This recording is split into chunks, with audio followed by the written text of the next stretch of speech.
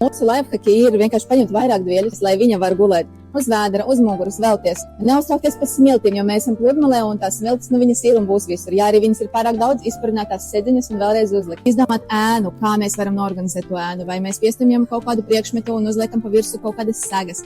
Bet tā, lai viņa ir komfortabla un man ir komfortabla. Izdomāt, kā mēs varam saorganizēt peldēšanas, kuros brīžos viņi ir mierīgāki, lai arī es varu iet ūdenī un tikmēr vīrs var paskatīties mazo. Varbūt tas ir dienduses laikā, kad viņai ir dziļais miedziņš. Es redzu, viņa guļ, viss ir forši, ir dziļais miedziņš, es varu ieskriet jūrā nopeldēties. Un arī izrunāt signālus ar vīru, ja viņa sāk nosīties, viņš paceļ roku sāk man māt, un es jau skrienu ārā. Ja viņš parāda visu, es turpinu peldēties.